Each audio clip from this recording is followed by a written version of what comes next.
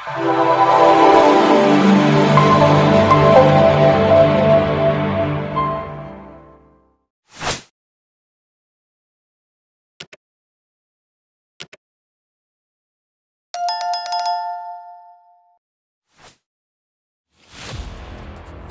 इससे पहले आप इस वलवलांगेज दास्तान की 28 किस्तें समाअत फरमा चुके हैं। आइए किस्त नंबर 29 की तरफ बढ़ते हैं। मुंशी खां के कत्ल की खबर जो ही काला बच्चा को मिली, वो खुशी से दीवाना हो गया। दुर्गा माता के मंदिर में जाकर कितनी ही देर शुक्राने के तौर पर पूजा पाठ करता रहा। वहाँ से फारग होते ही शुक्ला वगैरह को तलब कर लिया, जो खुद भी उसे मुबारकबाद देने के लिए बेताब नजर आते थे। मुबारकबाद वसूल करने के बाद वो ठंडू राम की जानिब मुड़ते हुए मज़े का उड़ाने वाले अंदाज में बोला, ठंडू राम जी, अब तुम मुंह में घुंघनियाँ डाले बैठे हो। अब तो तुम्हारे बकौल हमारा सब कुछ, हमारा सबसे बड़ा दुश्मन भी रास्ते से हट चुका है। अब तुम्हारा सितारों का इल्म हमारी बाबत क्या बताता है? ठंडू राम अपनी मामूल के मुताबिक आज भी गैर मामूली जोशो खरोश का मुजाहरा नहीं कर रहा था। महाराज, आपको बधाई हो कि आपकी कामयाब चालों के नतीजे में मुंशी खां जैसा राक्षस भी मारा गया। मेरा अब भी यही मशवरा है कि ठंडी करके खाएं, क्योंकि सितारों के हिसाब से अब भी यहाँ पर कोई गर्दिश आ सकती है। काला बच्चा बुरा सा मुंह बनाते हुए बोला, यार अगर मुंह अच्छा ना हो तो बात अच्छी कर दिया करो। लगता है तुमने कसम उठा रखी है कि हर खुशी के मौका पर कोई ना कोई मेख जरूर निकालोगे। लेकिन आज हम इतने खुश हैं कि तुम्हारी इस गुस्ताखी को भी माफ़ करते हैं। फिलहाल तो मैं लाजवंती की तरफ जा रहा हूँ, अब मजीद सब्र करना मेरे बस में नहीं रहा। ठंडू राम मुर्दार से लहजे में बुड़बड़ाया, ठीक है श्रीमान, जरूर जाएंगे, मगर ठंडी करके खाते तो कुछ बात ही और होगी। काला बच्चा चिढ़कर बोला, उल्लू के पठे, तुम्हारी बेवकत की रागनी की वजह से किसी रोज मैं तुम्हें हमेशा के लिए ठंडा कर दूंगा। ये सुनकर ठंडू राम ने बुरा सा मुंह बनाया था। अलबत्ता शुक्ला वगैरह ने यूं खुशामदी कहकहा लगाया था जैसे काला बच्चा ने कोई इंतहाई पते की बात करती हो। लाजवंती अपनी ख्वाबगाह में खिड़की खोले जाने खलाओं में क्या तलाश कर रही थी। वो राजघराने की करीबी ताल्लुकदार थी। उसका बाप रियासत उदयपुर का महामंत्री रह चुका था। वहाँ की मनसबी जिम्मेदारियों से फरागत के बाद उसने जोधपुर के नवा पेपाड़ जंक्शन में एक बड़ा कता अराजी हासिल करके अपनी रिहाइशगाह बनाई थी। असल इमारत तो बहुत ज़्यादा बड़ी न थी, मगर चारों तरफ लगे फूलों और फलदार पौधों ने इस जगह को चार चांद लगा दिए थे। बैरूनी गेट के साथ छोटी सी खूबसूरत एनेक्सी भी थी, जहाँ उनके मेहमान वगैरह ठहरा करते हैं। लाजवंती अकलौती औलाद होने के सबब खास से लाड प्यार में पली बड़ी थी, मगर आम लाडले बच्चों की तरह लावालीपन की बजाय उस पर ज़रूरत से ज़्यादा संजीदगी हावी हो गई थी। दिल्ली यूनिवर्सिटी से फाइन आर्ट्स में डिग्री लेने के बाद वो ज़्यादा वक्त मुसव्वरी ही में सर्फ करती।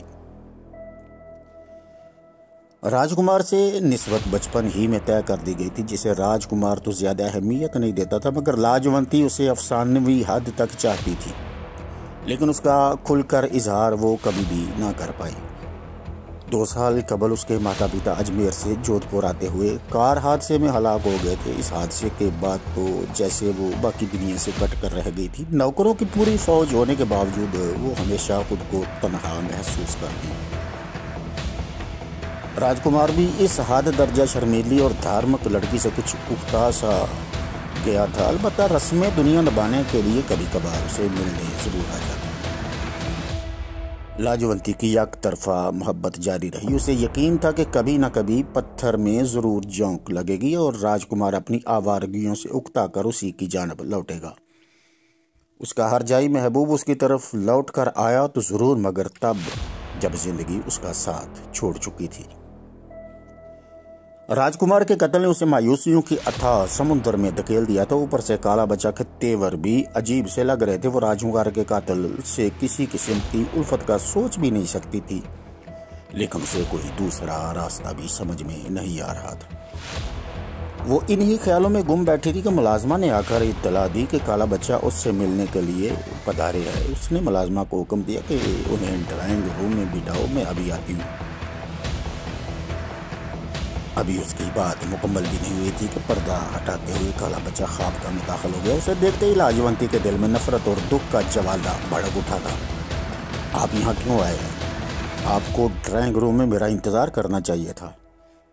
काला बच्चा उसकी बात सुनकर यूं मुस्कुराया जैसे उसने कोई बचकाना बात कह दी हो। लाजवंती, तुम घर आए मेहमान की तौहीन कर रही हो। तुम्हारे जैसी पढ़ी लिखी लड़की को ऐसी बात शोभा नहीं देती। वैसे भी एक रोज तो मुझे इस ख्वाबगाह में दाखिल होना ही है, लिहाजा सोचा क्यों न इसका रास्ता पहले से ही देख लूं।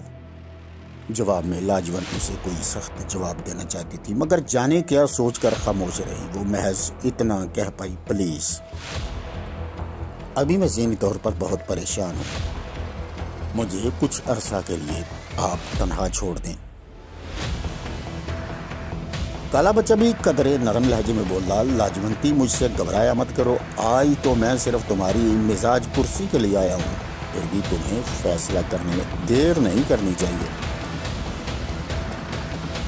लाजवंती मजबूत लहजे में बोली, मिस्टर, अगर मैं तुम्हारे साथ शादी से इनकार कर दूं तो बताइए तुम्हारा रद्द-ए-अमल क्या होगा। काला बच्चा जेब से सिगरेट निकाल कर सुलगाते हुए मुतमईन लहजे में बोला, लाजवंती खातर जमा रखो, मुझे मालूम है कि तुम चाहने के बावजूद भी ऐसा नहीं कर सकती, क्योंकि काला बच्चा के हाथ में जितने पत्ते होते हैं इनसे ज़्यादा उसकी आस्तीन में छुपे होते हैं, लिहाजा मुझे धोखा देना कोई आसान काम नहीं। बहरहाल तुम अगले इतवार तक शादी पर रजामंदी का इजहार कर दो, वरना। ये कहकर उसने जुमला अधूरा छोड़ दिया था। लाजवंती उसके आगे हाथ जोड़ते हुए बोली, फिलहाल मुझे अकेला छोड़ दो, अभी मेरा जहन बिल्कुल माऊफ है, मैं किसी फैसले तक पहुंचने की हालत में नहीं थी। काला बच्चा को सोचते हुए खामोशी के साथ कमरे से निकल गया। अलबत्ता दरवाजे में रुककर पलटते हुए बोला, लाज, फिलहाल तो मैं जा रहा हूँ, मगर दोबारा आने के लिए। सिकंदर वगैरह जोधपुर में रोपोशी की हालत में अपना वक्त गुजार रहे थे, फिर भी उन्हें हर लम्हे ये धड़का लगा रहता कि जाने कब वो काला बच्चा यरा के किसी आदमी की नज़रों में आ जाए। उस वक़्त भी रात के खाने के बाद मौजू ज़ेर बहस था। कौशलिया सब के लिए चाय बना कर ले आई थी। वो चाय की प्याली उठाते हुए बोली, हम लोग यहाँ आ तो गए हैं, मगर 2 रोज से चूहों की तरह अपने बिलों में घुसे हुए हैं। सिकंदर ने उसके चेहरे का जायजा लेते हुए नरम लहजे में कहा, मैं तुम्हारी बात समझ रहा हूँ, मगर शुरू में हालात का जायजा लेने के लिए हमें कुछ मोहलत दरकार थी। ज़्यादा तेज चलना हमारे लिए खतरनाक भी हो सकता है। पद्मा ने किसी कदर तल्ख लहजे में कहा, मिस्टर सिकंदर, ज़्यादा तखीर भी कोई अच्छी बात नहीं। हम हालात साजगार होने के इंतज़ार करते रहें और चिड़ियाँ खेत मुकम्मल तौर पर चुग जाएंगी। सिकंदर उसी तहम्मुल से बोला, पद्मा देवी, खेत तो पहले ही मुकम्मल तौर पर तबाह हो चुका है, अब तो हमें फ़कत ऐसा करने वालों से इंतकाम लेना है।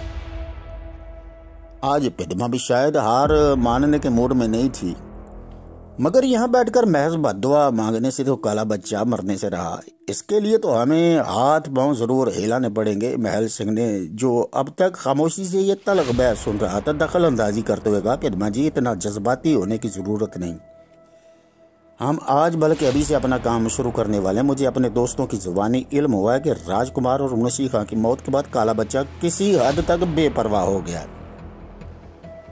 उसके ख्याल में अब उसे चैलेंज करने वाले कोई एक शख्स भी मौजूद नहीं रहा, और ना ही किसी में उसे चैलेंज करने की हिम्मत है। उस खबीस की इस बढ़ती हुई खुद एतमादी के वक्फे में हमें उस पर कारी ज़रब लगानी होगी। इस सिलसिले में सिकंदर और मैंने फैसला किया है कि तुम अभी जाकर राजकुमारी लाजवंती से मुलाकात करोगी। उम्मीद है वो इस सिलसिले में हमारी मुआवन साबित होगी। ये सुनकर पद्मा के चेहरे पर जिंदगी के आसार नमूदार हुए तो वो पूरा आज़म लहजे में बोली, ठीक है, मैं तो इस मामले में किसी भी हद तक जाने के लिए तैयार हूँ, मगर इस वक्त लाजवंती से मुलाकात मुनासिब रहेगी।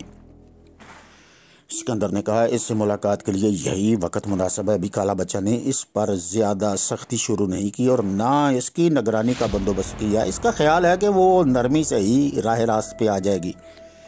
चंद लम्हों बाद पद्मा खुद ही गाड़ी ड्राइव करते हुए जोधपुर के नवाब में वाक़ लाजवंत की रहायश का राजनवास की तरफ बढ़ रही थी। वो खुद इसी शहर में पली बड़ी थी, इसलिए यहाँ के चप्पे चप्पे से वाकिफ थी। रात के 9:30 बज चुके थे। लाजवंती अपनी ख्वाबगाह में मुस्तरब अंदाज में टहल रही थी। बाहर बागीचे में चांदनी रात में दरख्तों के लंबे लंबे साए अजीब तिलस्माती मंजर पेश कर रहे थे। उसे रह रह कर राजकुमार की बातें याद आ रही थी। लाजवंती की हाथ से बड़ी हुई सादा लोहे की वजह से राजकुमार ने कभी इसे खातर खा अहमियत नहीं दी थी। फिर भी वो इस बात से खुश थी कि वो बहरहाल राजकुमार से मंसूब तो है। फिर उसकी अचानक मौत सब आशाएं अपने साथ बहा कर ले गई थी। उसने राजकुमार की आखिरी रसूमात राजघराने के शमशान घाट के बजाय अपने बाग ही में अदा की थी। यहाँ चंद कदम के फासले पर उसकी चिता को आग दिखाई गई थी और जलने के बाद उसकी चिता के फूल गंगा के पवित्र पानी में बहाने के बजाय उसने अपनी ख्वाबगाह में सजा लिए थे। शीशे के चंद खूबसूरत मर्तबानों में ये चीजें उस वक़्त भी उसकी नज़रों के सामने मौजूद थी। हालांकि उसकी इस हरकत पर खानदानी बुजुर्गों और परोहतों ने उसकी सख्त सरजनश की थी। इस महापाप के लिए सख्त सजा की वाइद सुनाई गई थी, लेकिन वो अपनी बात पर अड़ी रही कि भले ही धर्म की रूह से ये काम गलत है, मगर वो फिलहाल इन फूलों को खुद से जुदा नहीं करेगी। पंडितों ने भी ये सोचकर कि अभी इसकी ज़हनी हालत ठीक नहीं, चुप साधनी थी। वो खड़े हुए थक गई तो कुर्सी घसीट कर उस पर बैठ गई और सामने पड़ी राजकुमार की हड्डियां और राग पर निगाहें चुका ली। हाथ बढ़ाकर उसने टेप रिकॉर्ड का बटन ऑन कर दिया था। मदम सुरों में बजते गीत, उसको भूल के हम खुश बैठे हैं, हमसा बेदर्द जमाने में कोई क्या होगा, सुनकर उसकी आंखों से चंद कतरे बहकर गालों पर बिखर गए थे। ये गीत खत्म होते ही दोबारा रिवाइंड करके उसे फिर से चला देती। उसकी ये कैफियत जाने कब तक बरकरार रहती अगर मलासुमा करना कहती, राजकुमारी जी आपसे मिलने के लिए एक लड़की आई है। लाजवंती हैरत से बोली, कौन लड़की और इस वक्त मिलने का क्या मकसद है? बूढ़ी मुलाजमा ने कहा, जी वो कहती है कि आपकी पुरानी जानने वाली और जरूरी काम से आपके पास आई है। उसके पास किसी किस्म का भी हथियार वगैरह नहीं। लाजवंती चंद लम्हे खामोश रहने के बाद बोली, ठीक है उसे अंदर भेज दो। वैसे भी अब कोई मुझे मजीद क्या नुकसान पहुंचा सकता है, जो पहले ही मर चुका है उसे मारने की हिमाकत कौन करेगा। थोड़ी देर बाद एक जवान उम्र लड़की अंदर दाखिल हुई। उसने मारवाड़ी खवातीन का रवायती लिबास पहना हुआ था और कदरे लंबा घूंघट निकाल रखा था। उसने अंदर आकर लाजवंती को हाथ जोड़कर नमस्कार किया। लाजवंती उसे बड़ी हैरानी से देख रही थी। फिर उसे करीबी सोफे पर बैठने का इशारा करते हुए मुलाजमा को घर से कमरे से बाहर भेज दिया। लाजवंती उसे बैठाने के बाद गालबन उसे बुला बैठी थी और दोबारा निगाहें राजकुमार की राख पर जमा दी थी। जबी नो वारद लड़की बोली, लाजवंती जी महज राजकुमार की हड्डियों को देखते रहने से इसकी आत्मा को शांति नहीं मिलेगी। लाजवंती चौंक कर उसकी जान मोड़ी और घसीली आवाज में बोली, लड़की तुम क्या कहना चाहती हो और यूं बेवकत हमारे पास आने का मकसद क्या है? क्या लेने आई हो हमसे? विधवा ने मजबूत लहजे में कहा, राजकुमारी मैं आपसे कुछ लेने के लिए नहीं बल्कि देने आई हूँ। मेरा मतलब ये है कि अगर वाकई आपको राजकुमार से मोहब्बत थी तो उसके कातलों को कैफरे किरदार तक पहुंचाएं, तभी शायद आपके राजकुमार की आत्मा को शांति मिल सके, वरना यूं रोने धोने से आप खुद को धोखा दे सकती हैं। लेकिन राजकुमार की आत्मा यही समझेगी कि आपका प्रेम सिर्फ एक दिखावा था। लाजवंती पूरी तरह उसकी तरफ मतवज्जो थी। लड़की खुलकर कहो क्या कहना चाहती हो? विधवा बोली, आपको अच्छी तरह इल्म है कि आपके प्रेम का कातिल काला बचा है, मगर आप अभी तक उसका कुछ भी नहीं बिगाड़ सकी। क्या राजकुमार का खून इतना सस्ता था कि उसकी कीमत आपके चांद आंसू है? लाजवंती की पेशानी पर पड़ी सिलवटें गहरी हो गई थी। लेकिन लड़की, क्या तुम फकत यही बताने के लिए इतनी रात गए मेरे पास आई हो? विधवा ने कहा, नहीं, मैं भी उसी राक्षस की जुल्म का शिकार हो चुकी हूँ। मेरे अलावा चंद और लोग भी इसकी शैतानियत के शिकार बने हैं। अगर आप हमारी मदद करें तो राजकुमार के कातल को इसी संसार में उसके पापों की सजा दी जा सकती है। आपको इल्म ही होगा कि जुल्म और पाप का खेल हमेशा पापियों की मौत पर ही खत्म होता है। ये सुनकर लाजवंती के चेहरे की शिकनें बड़ी हद तक कम पड़ गई थीं। पद्मा खासी देर तक इससे सरगोशियों में गुफ्तगू करती रही और जब उठी तो लाजवंती की निगाहों से अज़म की झलक बड़ी वाज़ेह थी। वो पितमा को ख्वाबगाह के दरवाजे तक छोड़ने गई थी। चंद रोज बाद काला बच्चा दोबारा लाजवंती को मिलने आया तो उसे देखकर ये खुशगवार हैरत हुई कि लाजवंती ने मुस्कुराकर उसका स्वागत किया था। काला बच्चा के साथ शुक्ला और ठंडूराम भी थी। उन्हें बिठाने के बाद उसने मुलाजिमा को पुरतकल्लफ चाय लाने का हुक्म दिया और अपने हाथों से चाय बनाकर काला बच्चा के सामने रखी। काला बच्चा उसकी इस काया कल्प पर हैरान भी था और खुश भी। वो चाय की प्याली उठाकर होंठों से लगाने लगा तो ठंडूराम ने हाथ बढ़ाकर उससे ऐसा करने से रोक दिया। काला बच्चा कुछ नाराज़ी के आलम में ठंडूराम से बोला, तुमने इस गुस्ताखी की जुर्रत कैसे की? ठंडूराम ने अपने मखसूस लहजे में कहा, महाराज आपको इल्म नहीं है कि मैं हमेशा ठंडी करके खाने का कायल हूँ, लिहाजा आपको दी गई चाय की प्याली पहले मैं चखूंगा क्योंकि मुझे दाल में कुछ काला नजर आ रहा है। ये कहते हुए उसने काला बच्चा के हाथ से कप लेकर अपने होंठों से लगा लिया था। काला बच्चा उसकी वफादारी पर बहुत खुश था। लाजवंती भी मुस्कुराकर बोली, महाराज आज मुझे विश्वास हो गया कि आप वाकई नाकाबिले शिकस्त हैं क्योंकि आपके पालतू वाकई आपके वफादार हैं। वैसे इस चाय में कुछ भी नहीं। ये सुनकर काला बच्चा का सीना फख्र से मजीद चौड़ा हो गया था। ठंडूराम ने चंद घूंट चाय के भरने के बाद लाजवंती की बात की तायीद की। तब काला बच्चा को दोबारा दूसरी चाय पेश की गई। चाय वगैरह से फरागत के बाद काला बच्चा खुशगवार लहजे में बोला, भाई लाजवंती, आज मुझे महसूस हो रहा है कि स्वर्गीय राजकुमार वाकई किस्मत का धनी था जिसे तुम जैसी मोहब्बत करने वाली लड़की मिली। लाजवंती ने मुस्कुराते हुए कहा, नहीं महाराज, मुझे आपकी इस बात से इख्तलाफ है। अगर वाकई राजकुमार मुकद्दर का धनी होता तो भला आप जैसे महापुरुष से टक्कर लेता। मेरे ख्याल में वो मामूली अक्लमंद भी नहीं था, वरना ऐसी हमाकत कभी न करता। उसकी ये बात सुनकर काला बच्चा मजीद भूल गया। तो फिर लाजवंती, तुम मुझसे शादी के बारे में तैयार हो? तुमने इस हवाले से क्या सोचा? लाजवंती कुछ देर काला बच्चा की आंखों में झांकती रही, फिर गोया हुई, महाराज मैं आपसे शादी के लिए तैयार हूँ, मगर एक शर्त है। काला बच्चा इसमें तीनों से सवालिया निगाहों से देखने लगे। लाजवंती अपनी बात आगे बढ़ाते हुए बोली, शर्त सिर्फ इतनी है कि यह शादी इंतहाई खामोशी से होगी, किसी किस्म का शोर शराबा नहीं होगा और फिलहाल कुछ अरसे के लिए खुफिया भी रहेगी। मैं इस कोठी में शादी करूंगी और बाद में भी यहीं रहूंगी। खुलेआम शादी करने से आपको पता है कि लोग मेरे बारे में तरह तरह की बातें करेंगे। ये सुनकर काला बच्चा की तो बातें खिल गई थी। उसे लगा भगवान ने बहुत करीब से उसकी सुनी है। खुलेआम शादी से खुद उसकी सियासी जिंदगी भी मुतासर हो सकती थी, लिहाजा वो बिला तामुल बोला, लाजवंती जी, मुझे तुम्हारी ये शर्त मंजूर है, बल्कि इसमें हम दोनों का मुफाद है। तो फिर शादी के लिए आइंदा मंगल का दिन कैसा रहेगा? वैसे भी मंगल शुभ दिन होता है। लाजवंती ने कदरे शर्माते हुए कहा, ठीक है महाराज, अब मैं तो आपकी दासी हूँ, आपकी आज्ञा का पालन ही मेरा धर्म है। ये कहकर उसने शर्म की ज्यादती से अपना सर झुका दिया। वापस आते ही काला बच्चा के पाँव खुशी थे, हमारे जमीन पर नहीं पड़ रहे थे। वो अपने आप को खलाओं में तैरता हुआ महसूस कर रहा था। उसे हरगज तवक्को नहीं थी कि मामलात यूं आसानी से तय पा जाएंगे। गाड़ी में बैठते उसने कहा, ठंडूराम, देखा तूने? लाजवंती ने आज खुद शर्म हया के सारे घूंघट उतार फेंके। मैंने कहता था कि मेरा वार खाली नहीं जा सकता। शुक्ला ने भी फौरन उसकी हाँ में हाँ मिलाई, मगर ठंडूराम डरते डरते बोला, श्रीमान जी, मुझे ये सब खेल अजीब सा लग रहा है। मेरी राय अब भी यही है कि आप अच्छी तरह सोच समझ लें, क्योंकि जो मजा ठंडी करके खाने। अचानक काला बच्चा ने उसकी मोटी गर्दन अपने मजबूत हाथों में जकड़ ली थी और उसका सर कार की दीवार से टकराते हुए गुस्सैले लहजे में कहने लगा, हरामी पिल्ले, अगर तुमने मजीद एक लफ्ज भी अपनी जुबान से निकाला तो गर्दन दबाकर गाड़ी से बाहर फेंक दूंगा।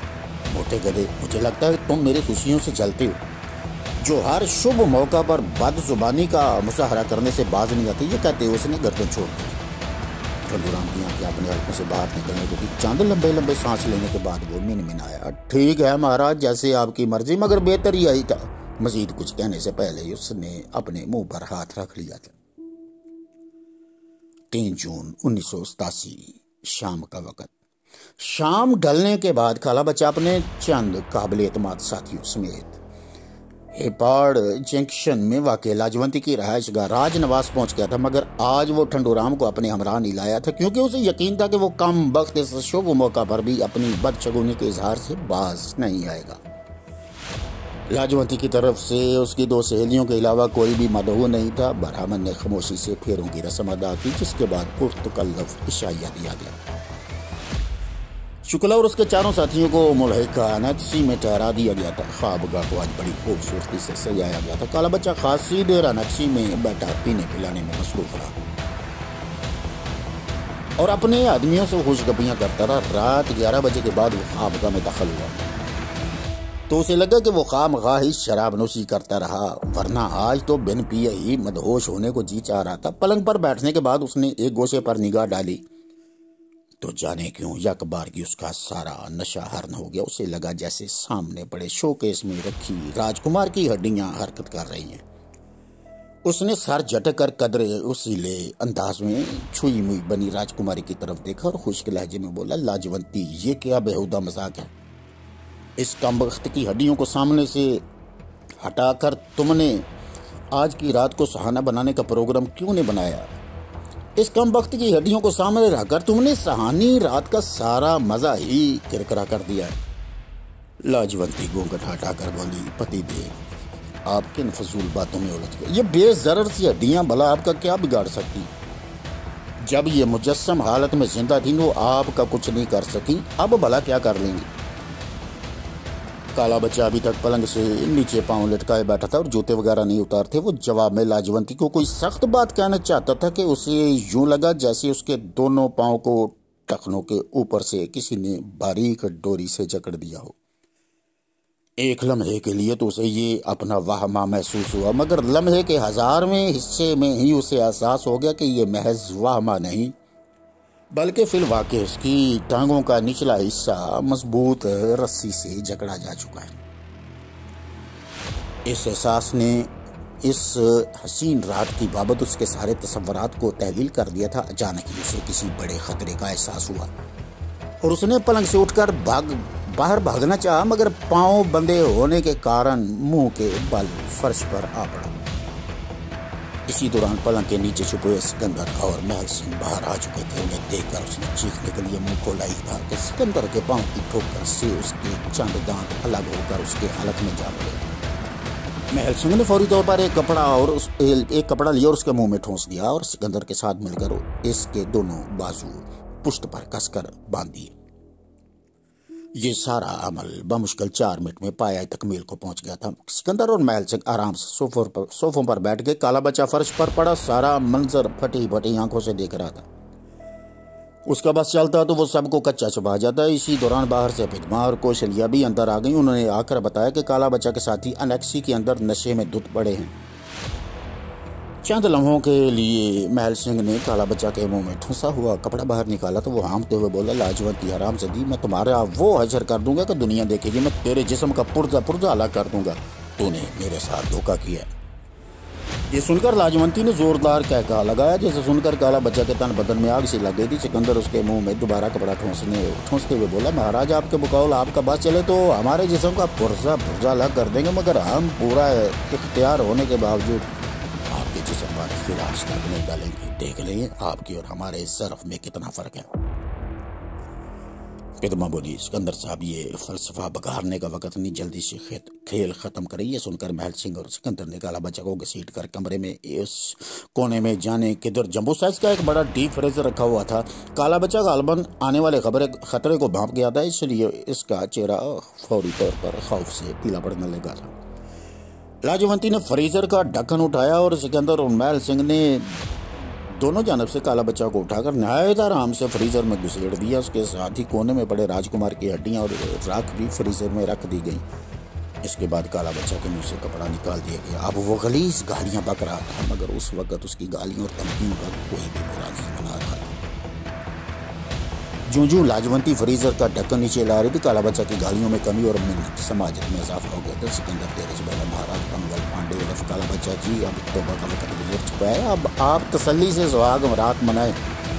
गालबन इससे पहले इंसानी तारीख में किसी को ऐसा सुनहरा मौका नहीं मिला होगा। उसके साथ ही उसने ढक्कन बिल्कुल बंद कर दिया था। उस वक्त काला बच्चा को ठंडू राम बुरी तरह याद आ रहा था। कुछ देर तक फ्रीजर यूं रहा था जैसे इसके अंदर जलजला आया हो। काला बच्चा अपनी तमाम तर तवानाई सर्फ करके अब अपनी जिंदगी बचाने की आखिरी जद्दोजहद में मसरूफ था। चंद मिनट बाद पिदमा ने आगे बढ़कर ढक्कन उठाया और काला बच्चों को देखते हुए सपाट लहजे में बोली, इधर मेरी पेशानी की तरफ देखो। उस पर खुदे हुए अल्फाज को देकर शायद तुम्हें मुकाफाती अमल का अंदाजा हो जाए और महसूस हो कि तुम लोगों ने हमारे साथ जो ज्यादती की थी वो कोई मामूली ज्यादती नहीं थी। काला बच्चा खुली आंखों से अपने लम्हा लम्हा मरने का अमल देख रहा था। वो तकरीबन आधमुआ हो चुका था। बिनमा खौफनाक मंजर की ताब न ला सकी और ढक्कन नीचे गिराते हुए पीछे हट गई। माहौल बहुत बोझल हो चुका था, ख़ुसूसन लड़कियों पर इसके असरात बड़े वाजे थे। इसी दौरान लाजवंती ने दूसरे कमरे में जाकर अलमारी खोली और सेव में मौजूद खासी माकूल रकम लाकर पिदमा के हवाले की। वो हैरान होकर पूछने, लाजवंती ये क्या है? वो एक तलख सी मुस्कुराहट के साथ बोली, ये मेरी तरफ से तुम दोनों बहनों के लिए हकीर सा नजराना। तुम अपने चेहरे की प्लास्टिक सर्जरी करवा लेना ताकि जिंदगी के बाकी अय्याम नॉर्मल और आसानी के साथ बसर कर सको। महल संग बोला, राजकुमारी जी आपको भी ये मुल्क फौरी तौर पर छोड़ देना चाहिए। मगर लाजवंती ने ठोस लहजे में कहा, नहीं, मैं कहीं नहीं भागूंगी, बल्कि कानून का सामना करूंगी, क्योंकि मैंने अपने ज़मीर के मुताबिक कोई जुर्म नहीं किया। दर्जनों लोगों के कातिल को कैफरे करदार तक पहुंचाना मेरे नज़दीक कोई बुरा काम नहीं। इन सब के इसरार के बावजूद वो इन लड़कियों के साथ जाने पर रजामंद न हुई। अलबत्ता वो चारों उसी वक्त जयपुर के लिए रवाना हो गए। अगली सुबह लाजवंती ने खुद फ़ोन करके पुलिस और प्रेस के नुमाइंदों को बुलाया और सबके सामने इकरार किया कि उसने काला बच्चा को ख़त्म किया, क्योंकि वो इसी अंजाम का मुस्तहिक था। उसे फौरी तौर पर गिरफ्तार कर शुक्ला और ठंडूराम ने पुलिस वालों के साथ मिलकर काला बच्चा की अकड़ी हुई लाश बामुश्किल उस सर्द जहन्नुम से बाहर निकाली। महाराज, काश आपने मेरी बात मान ली होती और ठंडी करके खाते तो शायद ये सर्द जहन्नम आपका मुकद्दर न बनता।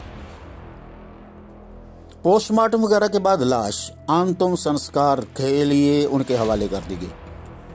सुबह होने तक सिकंदर वगैरह जयपुर पहुंच चुके थे। वो सीधे अजमेर रोड पर वाक़ मुस्लिम कब्रिस्तान पहुंचे थे। शहर खमोश में दाखिल होते वक्त उनकी ज़हनी हालत अजीब सी हो रही थी। थोड़ी देर की कोशिश के बाद वो एक सादा सी पुख्ता कब्र तक जा पहुंचे जो ताज़ा फूलों से लदी हुई थी। उस वक़्त भी वहाँ 4-5 अफराद कुरान खानी में मसरूफ़ थे। कब्र के सरहाने लगी लौह पर मुंशी खां की तारीख़ वफ़ात वगैरह दर्ज थी, जिसके नीचे पंजाबी के सूफी शायर बुल्ले शाह का शेर कुमदा था। बुल्ले शाह असा मरदा नाही, गोर पिया कोई होर। सिकंदर के हाथ फातिहा के लिए बुलंद हुए, मगर उसका जहन मौत व हयात के फलसफे में उलझा हुआ था। वो सोच रहा था कि इंसान कितना ताकतवर होकर भी ना जाने इतना कमज़ोर क्यों है। भले ही काला बच्चा जैसा शैतान बनकर बुराई की कुव्वतों का पैगंबर बन जाए या अपनी ताकत व इख्तियार को एतदाल पर रख कर मुंशी खां के मानद भलाई के कामों में ज़िंदगी बसर करे, उसका आखिरी ठिकाना बहरहाल कब्र ही होता है। और अच्छाई बाहर कैफ वादस मर्ग भी जिंदा रहती है। उसकी आंखों से चंद कतरे गिर कर मुंशी खां की आखिरी आरामगाह में जज्ब हो गए थे। भारी कदमों से वो वापसी के लिए मुड़े तो महल सिंह ने पूछा, सिकंदर अब तुम्हारा आइंदा का क्या इरादा है? सिकंदर सपाट लहजे में बोला, सरदार जी मैं तो इस नतीजे पर पहुंचा कि जिंदगी में गलत रास्ते का इंतखाब भी करे तो भी आखिरी रास्ता कब्र पर ही जाकर ख़त्म होता है और सीधे रास्ते पर भी चलते हुए इससे मफर मुमकिन नहीं। तो क्यों ना सीधा रास्ता ही अपनाया जाए। मैं तो अब यहीं कश्मीर में रुककर ज़ीनत के साथ मिलकर मजलूम कश्मीरियों को मुनज़्ज़म करने में बकिया ज़िंदगी बसर करूँगा ताकि मुंशी खां के मिशन को आगे बढ़ा सकूँ। अलबत्ता आप लोग अपनी मर्जी के मालिक हैं। पिदमा देर से बोली, हम लोग फ़िलहाल तो बैरून मुल्क जाकर अपने चेहरों की सर्जरी कराएंगे। इसके बाद यकीनन आप लोगों के साथ मिलकर बुराई के खिलाफ जद्दोजहद में हिस्सा लेंगे।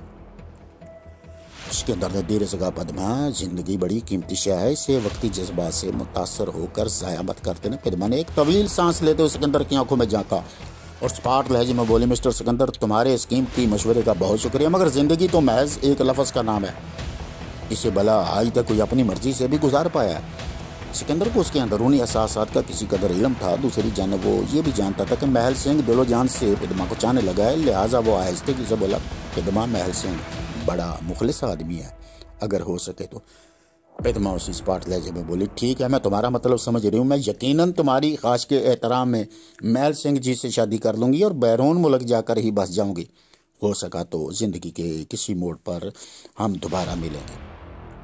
वो तीनों चंद रोज बाद दिल्ली से लंदन जाने के लिए रवाना हो गए थे और सिकंदर श्रीनगर पहुंचकर जीनत के साथ मिलकर मजलूम कश्मीरियों की जद्दोजहद में शामिल हो गया। इसी दौरान उसे अखबारात की जुबानी मालूम हुआ कि दिसंबर 1988 में लाजवंती को काला बच्चा के कत्ल के इल्ज़ाम में उम्र कैद की सज़ा हो गई थी और अब भी गालबन वो सादा लो मगर वफाशवार औरत भारत की किसी जेल में अपने नाकर्दा गुनाहों की सज़ा काट रही होगी। साहिबान, इसी के साथ इस दास्तान का इख्तिताम हुआ।